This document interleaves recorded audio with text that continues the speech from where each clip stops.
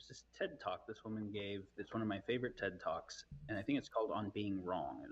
She was describing a book she had written, which was studying the psychology of humans' experience of being wrong.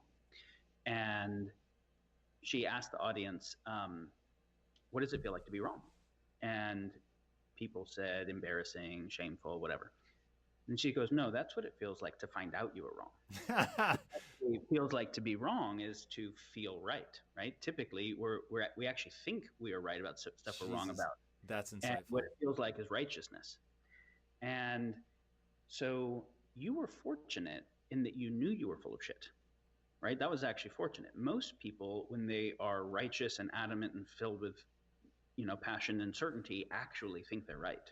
That's much more dangerous because then it becomes harder to reflect on what the fuck am I doing.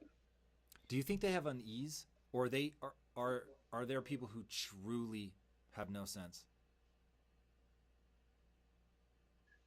Okay, so memes live in complexes that create worldviews that are self perpetuating and self reinforcing.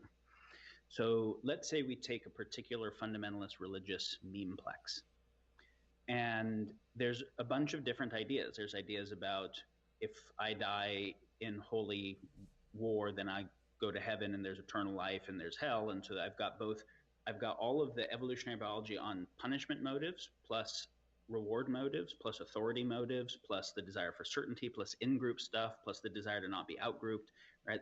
It's appealing to every level of Maslow's hierarchy, every emotional aspect of evolutionary biology. But then you've got core memes, you've got supportive memes, you have protector memes, like a whole football team. And the protector memes are anything that would fuck up believing that there is a way to deal with it, right? So doubt comes from the devil and will make you burn in hell forever, and faith is the highest virtue, which basically says critical thinking is evil and creates maximum limbic fear for you. So the prefrontal cortex that would try and do the critical thinking will end up stimulating the amygdala to shut off the prefrontal cortex. And so that's actually a very neurologically advanced protector meme complex to make sure that the thing that could get you to question if all these beliefs are actually unfounded gibberish won't be effective against you. And so most worldviews have protector memes built in. And so that even if I'm feeling uncomfortable, I have a way of rationalizing it. Do you? So I've heard you talk about this before, and I thought this was so brilliant. How do you go from um, Jesus saying all the lovely things, bringing people together, to fighting the Crusades in His name? Like how you do the mental gymnastics. Do you know? Like what was the protector meme in that meme complex that allowed people to pull that off? When the SS troop were being tried in The Hague for war crimes after World War II,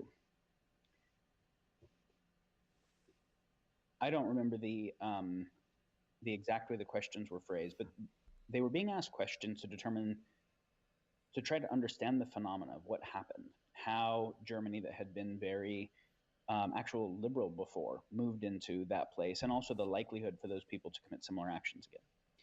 And so they were asked all the questions specific to the situation they were in, but then they were asked general questions of the type, did you believe everything you were doing was right? And one of the things that was so fascinating was something like 90% of the Nazis said, no, I didn't believe everything I was doing was right.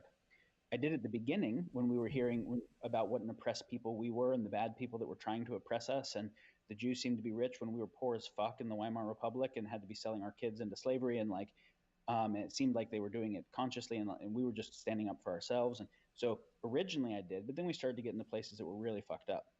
And so 90% of them said, no, I didn't think it was all right. Then they're asked, did you ever try and stop? And 100% of them said, no, I never tried to stop. Whoa. And then when they were asked why, they would quote German phrases that had been drilled into their heads that were basically officers' orders. And if I if I went against this, I'd be put in the gas chamber. And I wouldn't have made any difference, like the whale thing. If I don't do it, somebody else will, right? And I have my kids to deal with, and I didn't have the power to stop it. And yet 90% of the people actually felt that way, right? So the same was true with the Inquisitions or the Crusades and it's even true today of if you grow up in a very religious area, what happens if you give up on the religion? right? So we know what the punishment for apostasy and fundamentalist Islam is. But if you grow up in Utah in a strict Mormon area and you give up on Mormonism, then you get excommunicated. Depending upon how they relate to it, you lose all of the benefits. Your in-group completely destroys. Maybe the idea that you're going to lose heaven and all those kinds of things. So people believe things less because they are true and more because they are useful than they realize.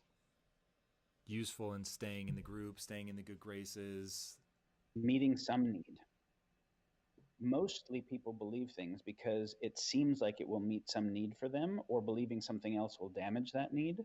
And then they rationally backfill epistemology, but they didn't do epistemology to come to the belief. They emotionally came to the belief, and then they backfill epistemology. So rationalizing is the opposite of being rational. Being rational is not starting with a belief. Well said. Being rational is starting with, I don't know. Let's go through the process. Let's try. What are all the hypotheses? What is the evidence for all the hypotheses? Rationalizing is, I jump straight to belief, and now I'm going to try to create backfilled rationale for it and pretend that that's how I got there.